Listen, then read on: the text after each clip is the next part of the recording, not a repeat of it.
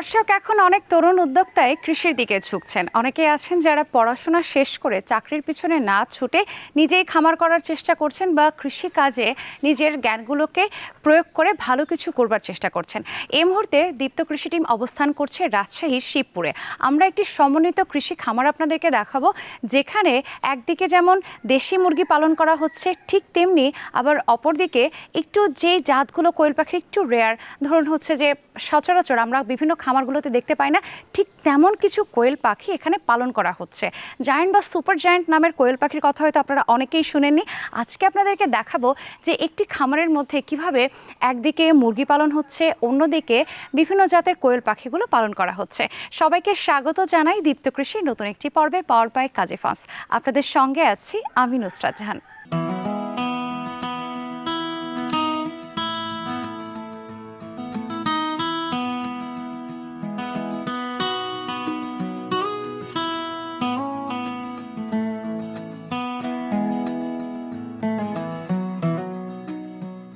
টিপু ভাই, আসসালামু আলাইকুম। কেমন আছেন ভাইয়া? ওয়ালাইকুম আসসালাম ভাইয়া, ভালো আছি। কি করছেন এগুলো?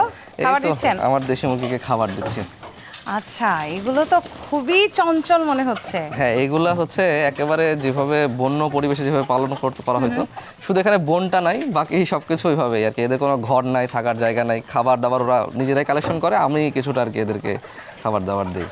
কোনো রকম ঘর ছাড়াই ওরা আছে? হ্যাঁ, কোনো রকম ঘর ছাড়াই আছে। কিন্তু আমরা তো বিভিন্ন জায়গায় দেখি যে আমাদের দেশি মুরগির জন্য আলাদা করে ঘরের ব্যবস্থা করে দেওয়া হয়, ছোট ছোট খোপ করে দেওয়া হয়। এইটা হচ্ছে কি, যখন আমরা খুব করে দিই তখন ওদের খাবার খরচ, ওষুধ খরচ, তারপরে বাকি সব কিছু এদের হচ্ছে আমার কিন্তু এক্সট্রা লাগবে। কিন্তু যখন আমার এদেরকে মানে ছেড়ে পালতেছি তখন কোনো প্রকার কোনো খরচ নাই। জাস্ট হচ্ছে আমি এদেরকে যে এক্সট্রা যে খাবারটুকু দিচ্ছি, তাও খাবার বলতে গেলে শুধুমাত্র মনে করেন ধান দেই, আর হালকা পাতলা ওই যে বাসি ভাত টাত থাকে বাড়িতে, যেগুলো উচ্ছিষ্ট থাকে সেগুলো এদেরকে খাবারটা দেই। এই তেমন কিছু না। আর যদি কখনো পাই কোনো ঘাস বা কোনো লতা পাতা কোনো কিছু এদেরকে দিলাম, এই খাইলো। কতদিন ধরে আপনি দেশি মুরগি পালন করছেন? আমি 2017 সাল থেকে দেশি মুরগি পালন করি। তো এখন বর্তমানে আপনার এই সমন্বিত খামারে কতগুলো দেশি মুরগি রয়েছে? এখন আমার প্যারেন্টস স্টকে প্রায় 100-র মতো আছে। 100-র মতো আছে। আর বাকি বাচ্চা উঠছে, বিক্রি হচ্ছে, প্রোডাকশন হচ্ছে। আপনি আছেন তাই ভয়ে সব আসেনি আর কি, সব দূরে দূরে আছে। এলো ব্যাপার। 7-8টা মুরগির সাথে একটা করে মোরগ দিতে হয়। তো আপনার এই 100টা মুরগির জন্য তো ওরকম ভাবেই মোরগগুলো দেওয়া আছে। কিছু ছোট মোরগ আমরা এখানে ছেড়ে দেই, যেন ওরা একটু বড় হয়ে মানে ওইটা আবার বাজারে আমি বিক্রি করতে পারি। দেখা যাচ্ছে মাসে যদি আমি 10টা বা 20টা আমি হচ্ছে 1 কেজির উপরে মোরগ বিক্রি করতে পারি, আমার একটা ভালো টাকা চলে আসে। এর জন্য এখানে কিছু ছেড়ে রাখি। আচ্ছা, এই যে দেশি মোরগগুলো বা দেশি মুরগিগুলো, এগুলোর ছোট বাচ্চা কি আপনি সংগ্রহ করে নিয়ে এসেছিলেন? না, আমি মূলত হচ্ছে বড় প্যারেন্টস যে মুরগিগুলা সেগুলাই কালেক্ট করছিলাম। ওখানকার ওই প্যারেন্টসগুলোকে বাদ দিয়ে, মানে ওইগুলা থেকে যে ডিম পাইছিলাম আমি, সেইগুলাকে আবার হচ্ছে আমি কালচার করছি। আর এখানে যে সম্পূর্ণটা এখন দেশি মুরগি আছে, ব্যাপারটা এরকমও না। আমি এখন এটাকে যেটা করেছি সেটা হচ্ছে দেশি মুরগি এবং আপনার ফাউমি মুরগির সাথে একটু ক্রস বিট করে নিচ্ছি, কারণ দেশি মুরগির পরিমাণটা, ডিমের পরিমাণটা একেবারেই কম, তুলনামূলক কম। এই ক্রসটা কি আপনি আপনার খামারেই করেছেন? হ্যাঁ, খামারে ক্রসটা করেছি। আচ্ছা, এই যে 2017 সালে আপনি শুরু করলেন, কেন মনে হলো যে আমি খামার করতে পারি? দেখেন, আমি হচ্ছি রাজশাহী ইউনিভার্সিটির স্টুডেন্ট, কিন্তু পড়ালেখার পাশাপাশি আমার কাছে মনে হয়েছিল কিছু একটা করা উচিত। সে সময় আমি ফ্রিল্যান্সিং করতাম। তো ফ্রিল্যান্সিং করা এখনও করি, কিন্তু ফ্রিল্যান্সিং করা আর হচ্ছে মানুষের চাকরি করা ব্যাপারটা কাছাকাছি সিমিলার। তো আমি চিন্তা করে দেখলাম না নিজের কোনো কিছু করা যায় কিনা।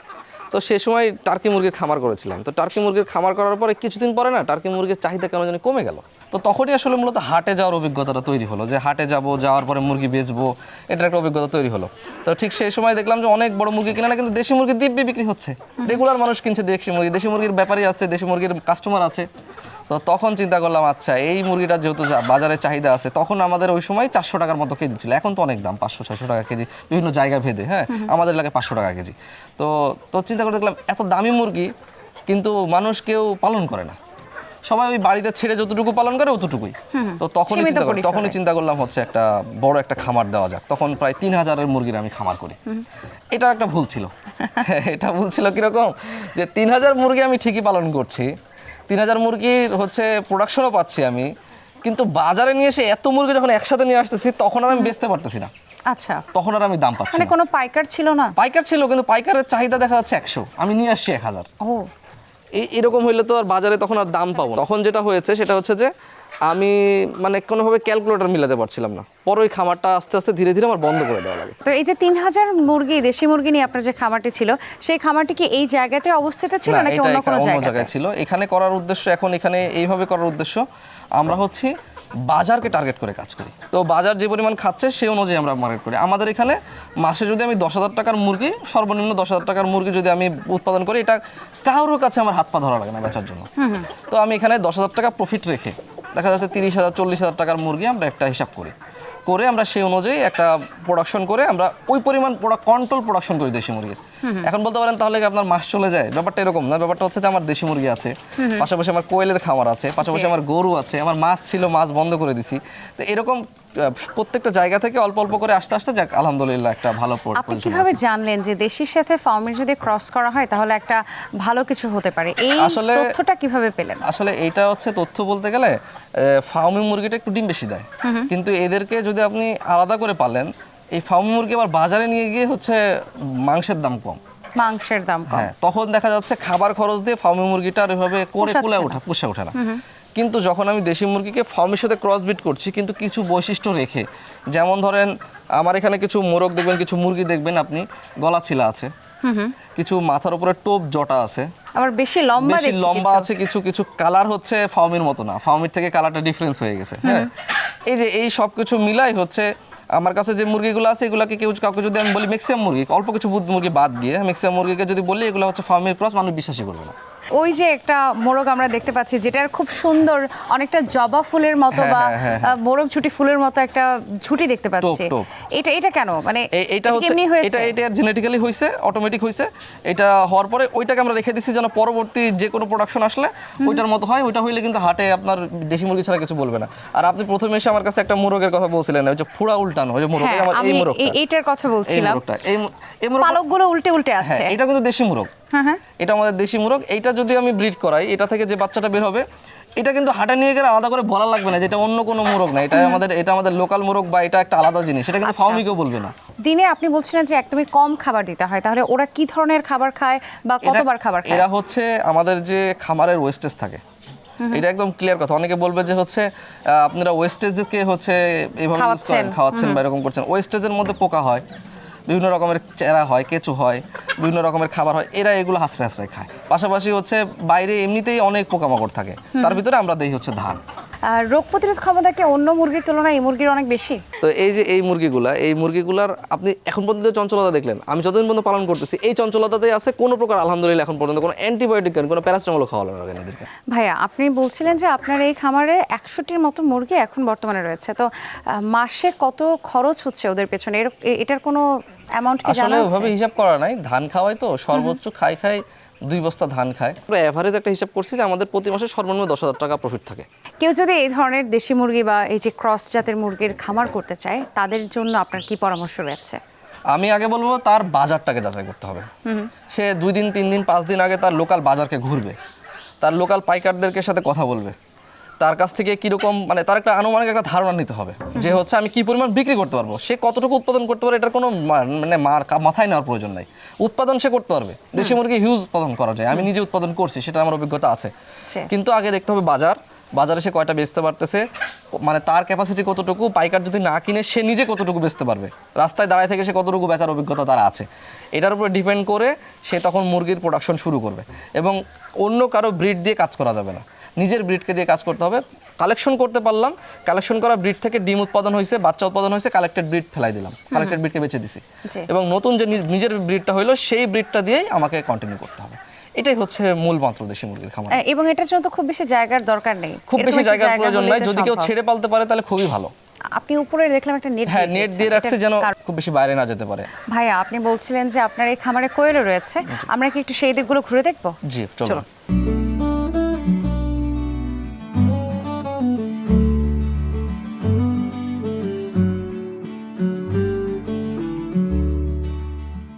দর্শক দেখুন তো আমার হাতে এটা কি, হঠাৎ করে দেখে মনে হবে যে ছোট্ট একটি মুরগির বাচ্চা হয়তো আমি হাতে করে ধরে আছি, কিন্তু ব্যাপারটি কিন্তু তা নয়। আমাদের সামনে যতগুলো আপনারা পাখি দেখতে পাচ্ছেন সবগুলো হচ্ছে কোয়েল পাখি, কিন্তু সাধারণত বাংলাদেশে যে ধরনের কোয়েল পাখিগুলো পালন করা হয় এই কোয়েল পাখি কিন্তু সে ধরনের কোয়েল পাখি না, একটু আলাদা রকম। এবং কতটা আলাদা সেটা ভাইয়ার কাছ থেকে জানবো। ভাইয়া, এইটার নামটা কি? এটা হচ্ছে ইউরোপিয়ান হোয়াইট জায়ান্ট কটনিক্স। আমরা এটাকে জায়ান্ট শব্দটা কেন এটার নামের সাথে এটা এলো? জায়ান্ট সাইজের জন্য সাধারণ, Big size? হ্যাঁ বিগ সাইজ। কোয়েল তো হচ্ছে ছোট সাইজের হয়, কিন্তু এটা তো অনেক বড় সাইজের, এর জন্য আচ্ছা। আসলে এটা জায়ান্ট নাম। তাহলে কি এইটা তো সাধারণত আমরা যে সাদা কোয়েলের কথাগুলো জানি সেটা তো ক্রস, এটাও কি ক্রস? না, এটা ক্রস না। এটা হচ্ছে জেনেটিক্যালি ক্রস। এটা কিন্তু আমাদের বাংলাদেশে যেগুলো আছে এগুলো এখন বলতে পারেন পিওর ব্রিড আর কি। আচ্ছা। এটা একটা জেনেটিক ক্রস করে তৈরি করা এটা।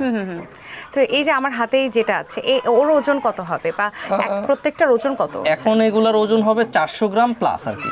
400 কিন্তু আপনি গ্রাম যদি plus। ব্রয়লার ফিট খাওয়ান তাহলে এটা 450 গ্রাম পর্যন্ত ওজন আসবে, আর যদি লেয়ার ওয়ান ফিট খাওয়ান 350 থেকে 450 গ্রাম ওজন আসবে। ভাইয়া, আমাদের দেশে যে জাপানিজ জাতগুলো রয়েছে যেগুলো মানে বহুলভাবে পালন করা হয়ে থাকে, সেগুলোর সাথে এটার পার্থক্যটা কি শুধুমাত্র ওজনের দিক থেকে? এটা শুধুমাত্র ওজন বললে ভুল হবে। এটার ওজন, এটার ডিমের সাইজ, ডিমের প্রোডাকশন সবকিছুই আলাদা। এগুলোর রোগ প্রতিরোধ ক্ষমতা কেমন? এগুলো আসলে আমার কাছে আসার পর থেকে এখন পর্যন্ত একবার শুধু ঠান্ডা লাগছে, এরপর আর কোনো আমি রোগ পাইনি। আর কিছু হয়নি? তো প্রথম কখন আপনি কবে থেকে কোয়েল পাখি পালন শুরু করলেন? আমার কোয়েল পাখির যাত্রা বেশি দিন না, মোটামুটি এখন প্রায় 9 মাসের মতো। এই যে পালন যে করছেন, ওরা কি ধরনের খাবার খাচ্ছে? ওরা এখন আপাতত যে বাজারে প্রচলিত লেয়ার ওয়ান ফিড আছে সেটাই খাওয়ায়, আর ছোট বাচ্চা হলে ব্রয়লার স্টার্টার খাওয়াই। দিনে কতবার খাবার দিচ্ছেন? দিনে আমি আসলে এইভাবে খাবার দিই না, আমি আসলে খামারে খুব বেশি সময় দিতে পারি না। আমি যত অল্প সময়ের মধ্যে খামারের কাজগুলো শেষ করতে পারি তত ভালো। তো এর জন্য আমি একটা খাবার পাত্র বানাইছি। এটার সুবিধাটা কি? এটার সুবিধা হচ্ছে আমি একসাথে 20 থেকে 25 কেজি খাবার এটার মধ্যে দিয়ে দিব। এই পাখিগুলো অল্প অল্প অল্প অল্প করে খাবার খাবে এবং নিচে অল্প অল্প আছে করে নিচে যে খাবারগুলো খাবার আমরা খাবে দেখতে এবং পাচ্ছি। বের হবে অল্প অল্প করে। এটা হচ্ছে সুবিধা। খাবার দেওয়ার আমার কোনো ঝামেলা নাই। পানি দেওয়ার জন্য শুধুমাত্র ফ্লোরে যেগুলো আছে সেই পাখিগুলোকে আমরা হচ্ছে পানির পটে পানি দিই। অটো ট্রিঙ্কার করলে দেখতে এরা খাইতে পাচ্ছি। পারবে না, তাই জন্য পানি দিয়ে দেওয়া। আর হচ্ছে আমাদের যেগুলো খাঁচায় আছে, খাঁচায় মোটামুটি সবগুলো হচ্ছে অটোমেটিক ট্রিঙ্কার আচ্ছা, করা। খাবার পাত্র যদি বানাতে চায় তাহলে আপনাদের কাছ থেকে নিলে বা বানাতে গেলে কত খরচ পড়তে পারে? আমাদের কাছ থেকে নিলে দেখা যাচ্ছে 1500 থেকে 2000 টাকার মধ্যে পড়বে। কতগুলো বাচ্চা নিয়ে শুরু করেছেন? আমি 200 পিস নিয়ে শুরু করেছিলাম। কত টাকা করে জোড়া কিনেছিলেন? এগুলো আমরা তখন কিনেছিলাম মেবি 1000 টাকা করে। কিন্তু আমাদের যে জাপানি জাতগুলো রয়েছে ওগুলোর তো দাম অনেক কম।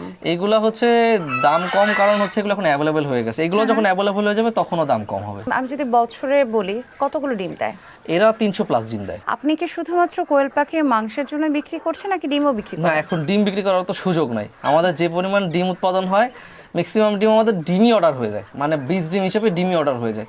এরপরে আমরা বাচ্চা ফুটাই কিছু, বাচ্চা ফুটানোর পরে আমরা হচ্ছে বাচ্চা দিই। এখন মূলত সুপার জায়ান্টের বেশি চাহিদা, হোয়াইট জায়ান্টের তো হোয়াইট জায়ান্ট যেগুলো আমাদের কাছে উচ্ছিষ্ট থাকছে কিংবা মেল থাকছে সেগুলো আবার আমরা লোকাল বাজারে মাংসের জন্য বিক্রি করে দিচ্ছি। ভাইয়া, কোয়েল পাখিগুলো কাছে কাছে আছে আর আপনার সামনে একটা ওয়েট স্কেলও রয়েছে। আপনি বলছিলেন যে 400-450 গ্রামের মতো হয়ে থাকে। একটু আমাদের দর্শকদেরকে আমরা মেপে দেখাতে চাই আসলে কি ওজনটা এরকম কিনা, একটু দেখানো আসলে এখন তো লেয়ার ওয়ান খাচ্ছে, এখন এদের ওজনগুলো 350 থেকে 400 গ্রামের মধ্যে হবে। তারপরেও কিছু কিছু এক্সেপশনাল 450 গ্রাম আছে। আমি আপনাদেরকে একটু কয়েকটা মেপে দেখাই তাহলে বুঝতে পারবেন। জি, জি। ঠিক আছে, এটার মাপ দেই। এটা দেখেন যে 300 গ্রাম, দেখতে পাচ্ছেন? 300 গ্রামের মতো হ্যাঁ, আছে। এটা 300 গ্রাম, মানে এখন এদেরকে ওজনগুলো 300 গ্রামের মতোই থাকবে কারণ লেয়ার ওয়ান খাচ্ছে তো। এগুলো তো এখন এর ভিতরে আছে সব। এখন যদি আমি এদেরকে ব্রয়লার স্টার্টার খাওয়াই তাহলে এদের ওজনগুলো 400-450 গ্রাম ওজন আসবে। ও থাকতে চাইছে না এই যে এটা এখানে? হচ্ছে 350 গ্রাম। আচ্ছা, 350 গ্রামের মতো রয়েছে। ভাই, এই যে কিছু ধানের আপনারা সম্ভবত চিটা দিয়ে দিয়েছেন বা তুষ দিয়ে দিয়েছেন, এগুলো কি কোয়েলের খামারে দেওয়াটা দরকার? মানে এটা হচ্ছে লিটারে পালছি এখন আমরা। এর জন্য এদেরকে ধানের যে চলটা, অটো রাইস মিলের চলটা, এই চলটাটা আমরা দিচ্ছি। আচ্ছা। এই চলটাটা দিলে কি হয়, এদের মলটা লিটারের সাথে মিশে যায়। এই যে খামারটা দেখলাম বিভিন্ন রকমের, আপনি মুরগি পালছেন, কোয়েল পাখি পালছেন, আবার অন্য কাজও করছেন। শুধুমাত্র কি আপনি আপনার খামারে নিজেই কাজ করছেন নাকি পরিবারও হেল্প করছে? না, আমি আসলে খুব বেশি সময় যে দিতে পারি ব্যাপারটা এরকম না। আচ্ছা। আমার বাবা আমাকে প্রচুর হেল্প করে, প্রচুর হেল্প করে। এর জন্য আসলে মূলত খামারগুলোকে দাঁড়ায়, কারণ খামারে প্রচুর কাজ, এত কাজ আসলে একা করা সম্ভব হয়ে ওঠে না। আর বাইরের লোক নিয়ে কাজ করাটাও খুব টাফ, কারণ লোকের উপরে ডিপেন্ড করে কাজ করাটা মানে বোকামি ছাড়া কিছু না। আর যেহেতু আমি ফ্রিল্যান্সার, আমি সারা রাত কাজ করি, দিনের বেলা দেখা যাচ্ছে খুব বেশি সময় পাই না। এর মধ্যে আমার বাবা আমাকে প্রচুর হেল্প করে, সকাল সকালে এদেরকে খাবার দেওয়া, পানি দেওয়া, এগুলো সব কিছুই আমার ম্যাক্সিমাম বাবাই করে। হ্যাঁ, আমি মোহাম্মদ এহসানুল হক। আমি বাংলাদেশ সেনাবাহিনীতে চাকরি করতেছিলাম, এখন অবসরপ্রাপ্ত। আমি চাকরি ছেড়ে আসলাম। আসার পরে আমার ছেলে একটা মানে খামার তৈরি করতে লাগলো। তো বলতেছে যে আপনার জন্যই আব্বা এই করি, আপনি আসার পরে কি করবেন, কিভাবে কি করবেন। তাই ওই দুই বাপ বেটা মিলে এই ব্যবসার মধ্যে ঢুকে এসব আস্তে আস্তে আস্তে তো অল্প অল্প করে এখন মানে বড় সড়ে হয়ে উঠতেছে। আমরা দেখতেছি, খুব ভালো লাগছে। আমি এর পিছনে সময় দিতেছি, ভালোভাবে সময় দিয়ে আমার ছেলে অন্যান্য আরও প্রজেক্ট করে, সেদিকেও অল্প অল্প আমিও দেখাশোনা করি। আমাকে খুব ভালো লাগে এটা করতে করতে, মানে এমনি চলে আসতেছে যে আমি কিভাবে করব আর কিভাবে যে এই যে আমার এখানে যে মুরগি আছে, মুরগিকে কিভাবে খেতে দেবো, ওরা কিভাবে খেলে ওরা ভালো থাকবে। আমি নিজে নিজে বুঝতে পারতেছি যে এখানে খেতে দিলে ভালো খাবে, অমুক জিনিস খেতে দিলে খাবে। আমি যেমনি ধান খাওয়াই, ধান কখন দিলে ভালো খাবে। আবার যে আমার কোয়েল পাখি আছে, কোয়েল পাখিকেও সেইভাবে আমি জিনিস দিতেছি যেন খাবার নষ্ট না হয়, নষ্ট হয়ে যেতে পারে। তখন আমরা সময় মতো দিব, যেন অল্প অল্প করে দেবো, যেন খাবে। এইসব করে আমার ভালো লাগে। আমাকে কোয়েল পাখির খামারকে খুব বেশি পরিষ্কার পরিচ্ছন্ন রাখতে হয়?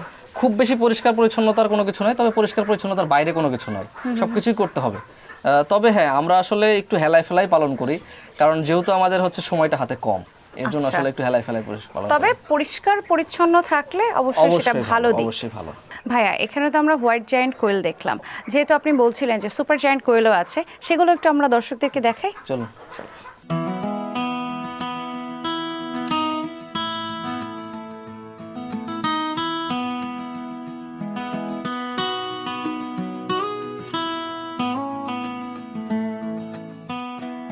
দর্শক, আপনারা দেখছেন এই হলো সেই সুপার জায়ান্ট কোয়েল পাখি, যেটির কথা ভাইয়া আমাদেরকে বলছিলেন। ভাইয়া, এগুলো তো বেশ বড় সাইজের হয়। এগুলা প্রায় 630 গ্রাম, আমার কাছে অ্যাভারেজ 630 গ্রাম পর্যন্ত ছিল। এখন হচ্ছে লেয়ার ওয়ান খাওয়াচ্ছে, এই জন্য এখন একটু ওজন কম, 500 550 এরকম ওজন আমার। এইটা এত ভারী যে আপনার সাধারণ একটা মুরগির সাথে যদি আপনি তুলনা করেন তাহলে খুব বেশি খারাপ হয় না। এবং এগুলো দেখতে অনেকটা, আমরা যে ব্রয়লার মুরগি আছে, সেই ব্রয়লার মুরগির যে ছোট বাচ্চাগুলো আছে সেগুলোর মতোই কিন্তু হ্যাঁ, দেখতে। ব্রয়লারের মতো দেখতে হলেও মাংসের স্বাদ কিন্তু দেশি মুরগির মতো। তাই? হ্যাঁ, মাংসের স্বাদ কিন্তু দেশি মুরগির মতো, এবং তাহলে তো- এটা রোস্টের পিস করা যায়। তাহলে তো ক্রেতাদের মধ্যে বেশ চাহিদা হ্যাঁ, রয়েছে। অনেক চাহিদা। আমি লোকাল বাজারে কিছু বিক্রি করছিলাম, এরপর থেকে শুধু চাইতেই থাকে। কত করে বিক্রি করেন? লোকালে আমরা হচ্ছে 400 টাকা কেজি বিক্রি করছি। আচ্ছা, এই যে যেটা উপরে আছে, স্কেলের উপরে যেটা রয়েছে, এটার ওজনটা দর্শক আপনাদেরকে একটু দেখাতে চাই। দেখুন, এটার ওজন কিন্তু 500 গ্রাম ক্রস Plus। করে গেছে। আপনি একটু এই পাখিটাকে কি ধরে দেখাবেন? আমরা আমাদের দর্শকদের জন্য একটু দেখাতে চাই। আচ্ছা ভাইয়া, এটার তো ডানা আছে, হ্যাঁ। তো এগুলো উড়ে যায় না? না, এগুলো উঠতেও পারে না, খুব বেশি নড়াচড়াও করে না। খুব বেশি নড়াচড়া করে না। কিন্তু আমাদের জাপানি যে জাতগুলো রয়েছে সেগুলো তো উড়ে যায়। সেগুলো উড়ে যায়। এর জন্য আসলে এগুলো যদি বাসায় দুটো যেতে পালতে চায় কেউ, বাচ্চাদেরকে দিতে চায় খেলার জন্য, খেলার সাথে হিসেবে, সেটা সম্ভব। আচ্ছা, পাগুলো দর্শক আপনাদেরকে একটু দেখাতে চাই। পাগুলো আমাদের দেশি মুরগির যে পা রয়েছে সেই পায়ের মতোই দেখতে। দেখুন, আপনারা একটু জানবো যে এটার জাতটা আপনি কোথা থেকে নিয়ে আসছিলেন?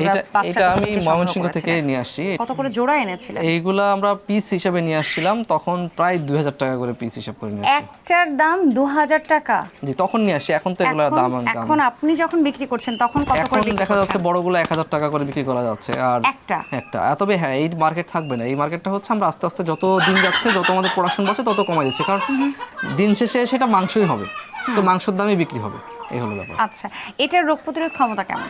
এইটার রোগ প্রতিরোধ ক্ষমতা আমি এখন পর্যন্ত কোনো রোগ পাইনি যে আমি আপনাদেরকে বলবো যে এই রোগ হয়েছে বা এরকম রোগ হলে এটা করতে হয়। এখন পর্যন্ত যতদিন পালতেছি কোনো রোগ পাইনি, এই জন্য আসলে বলতে পারতেছি না। আচ্ছা, যখন আপনি নিয়ে আসলেন তখন কতগুলো নিয়ে এসেছিলেন পাখি? আমি নিয়ে আসছিলাম যখন সুপার হোয়াইট জায়ান্ট নিয়ে আসছিলাম, তখন নিয়ে আসছিলাম হচ্ছে 200-র মতো। আর সুপার জায়ান্ট নিয়ে আসছি প্রায় 200-র কাছাকাছি আর কি। 200-র কাছাকাছি। তো মানে অনেকে যদি 50টা নিয়ে বা 100টি নিয়ে কাজ শুরু করতে পারে, এবং আমরা তখন তো আর এই সুযোগ পাইনি। এখন আমরা যে সুযোগটা দিচ্ছি খামারিদের জন্য, যে তারা চাইলে এই পাখিটার হচ্ছে 20 ডিম আছে, 20 ডিম আমাদের কাছে সংগ্রহ করতে পারে খুবই ন্যূনতম দামে, মাত্র এখন বর্তমানে 50 টাকা দাম। আচ্ছা, ডিমগুলো তাহলে আমরা একটু আমাদের দর্শকদেরকে দেখাবো, যেহেতু ডিমের কথা। ডিমের সাইজটা কিন্তু অনেক বড়, মানে আপনার সাধারণ যে পাখি আছে এই কোয়েল পাখি, এর চেয়ে অনেক বড়। এই যে ডিমের সাইজ, এই যে আমাদের ডিম, এই যে আপনাদেরকে দেখাই, এই যে ডিম দেখেন কত বড় বড় সাইজের ডিম। এগুলো তো অনেকটা কবুতরের ডিমের, আমি একটু ধরবো? হ্যাঁ, ধরেন এই যে ডিমের সাইজ দর্শক দেখুন, আকারটা কিন্তু বড় একদমই। আমি বলবো যে কবুতরের যে ডিম রয়েছে সেই ডিমের ছোটখাটো দেশি মুরগির ডিম বলতে পারেন, মানে ছোটখাটো দেশি মুরগি এরকম ডিম পারে আর কি। এরকম কতগুলো ডিম পারে এই সুপার জায়ান্ট? এই সুপার জায়ান্ট প্রায় 300-র উপরে ডিম পারে। 300-র উপরে ডিম পারে, মানে তো ডিমের রেটটা তো বেশ ভালো। ডিমের রেট ভালো। আপনি ডিম কত দরে বিক্রি করছেন? ডিম 50 টাকা পিস বিক্রি করছি এখন। 50 টাকা পিস, মানে 200 টাকা হালি। আচ্ছা, আপনার এখানে এখানে সুপার জায়ান্ট কতগুলো রয়েছে কোয়েল পাখি? এখন আমার কাছে মোটামুটি 450-র মতো প্যারেন্টস আছে। 450। এখন যেগুলো আছে এগুলো হচ্ছে সুপার জায়ান্ট যেগুলো আছে, এগুলোর বয়স মোটামুটি 3-3.5 মাসের মতো। এদেরকে কি ধরনের খাবার খাওয়ানো? ব্রয়লার স্টার্টার দিছি এদেরকে খাওয়ার জন্য, কিন্তু আমরা দেই হচ্ছে মূলত লেয়ার 1 ফিট কাজীটাই বেশি ইউজ করি। এখন যেটা আছে এটা কাজী কোম্পানিরই আছে। আচ্ছা, আপনার কি মনে হয় যে খাবারের কোয়ালিটিটা কেমন? ভালো? খাবারের কোয়ালিটি খুব ভালো, আমরা খাবার খাওয়াই এবং রেজাল্টও খুব ভালো। আপনারা ওজন দেখে তো বুঝতে পারতেছেন একটা পাখির একদম। ওজন আসছে, এটা ডিমে থাকা অবস্থায় লেয়ার 1 খাওয়ার পরে ওটা 500 গ্রাম ওজন, তাহলে তো এটা বুঝতেই পারতেছেন যথেষ্ট ভালো খাবার খাচ্ছে। নিঃসন্দেহে। যদি কেউ সুপার জায়ান্ট কোয়েল পাখি নিয়ে এই ব্যবসা করতে চায়, সেক্ষেত্রে কোন কোন দিকগুলো খেয়াল রাখতে হবে? তাকে খেয়াল রাখতে হবে প্রথমত তার মার্কেট, সে কি কোথায় মার্কেটিং করতে পারতেছে। সে যদি খামারিদের উদ্দেশ্যে মার্কেটিং করতে পারে, এখন যেহেতু বাচ্চা বিক্রি করা, জি। তো এটা যদি করতে পারে তাহলে তাকে একটা নির্দিষ্ট পরিমাণ অ্যামাউন্ট, কোনো বড় অ্যামাউন্ট না, নির্দিষ্ট পরিমাণ অ্যামাউন্ট নিয়ে দেখা যাচ্ছে অল্প পরিমাণে 20 পিস 50 পিস 100 পিস 200 পিস সর্বোচ্চ, এটা নিয়ে তাকে খামারি যদি ব্যবসা সে চিন্তা ভাবনা করে যে খামারিদের মধ্যে দিবে, তাহলে সে এটা শুরু করতে পারে। আর যদি কারো মার্কেট থাকে, যে লোকাল মার্কেটে বিক্রি করার চিন্তা ভাবনা থাকে, যে লোকাল মার্কেটে সে মাংসের জন্য বিক্রি করবে, কোনো খামারি চিন্তা ভাবনা নাই, যেমন আমরা দুটাই করি, তো সে যদি শুধুমাত্র হচ্ছে মাংসের জন্য বিক্রি করবে তাহলে তার কোনো লিমিট নাই, সে অনেক হিউজ পরিমাণ করতে পারে, কিন্তু তাকে যেটা করতে হবে বেচার একদম পারফেক্ট জায়গা তৈরি করতে হবে। ভাই, আপনাকে অসংখ্য ধন্যবাদ দীপ্ত কৃষিকে সময় দেওয়ার জন্য এবং এত সুন্দর কিছু তথ্য আমাদের সামনে তুলে ধরবার জন্য। ভালো থাকবেন। আপনাকে অসংখ্য ধন্যবাদ আসার জন্য। ধন্যবাদ। আসসালামু আলাইকুম। প্রিয় দর্শক, একটি সমন্বিত খামার আপনাদের সামনে উপস্থাপন করবার চেষ্টা করেছি, যেখানে দেশি জাতের মুরগি পালন হচ্ছে, আবার অন্যদিকে বিভিন্ন জাতের কোয়েল পাখিগুলোর পালন হচ্ছে।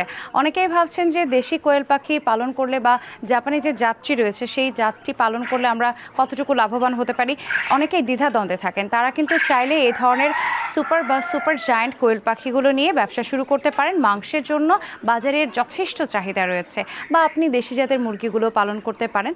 আজকের মতো আমি নুসরাত জাহান বিদায় নিচ্ছি দীপ্ত কৃষির এই পর্ব থেকে, পাওয়ার বাই কাজী ফার্মস। সকলে ভালো থাকুন। আল্লাহ হাফেজ। কৃষি বিষয়ে যে কোনো তথ্য জানতে ও জানাতে লিখতে পারেন এই ঠিকানায়। দীপ্ত কৃষি, প্লট 7/A/গ, তেজগাঁও শিল্প এলাকা, ঢাকা 1208। আপনারা চাইলে ইমেল করতে পারেন krishi@dipto.tv এই ঠিকানায়, অথবা ফোন করতে পারেন 0178-768-2832 নম্বরে। শুক্রবার ছাড়া প্রতিদিন সকাল 9টা থেকে বিকেল 5টা পর্যন্ত।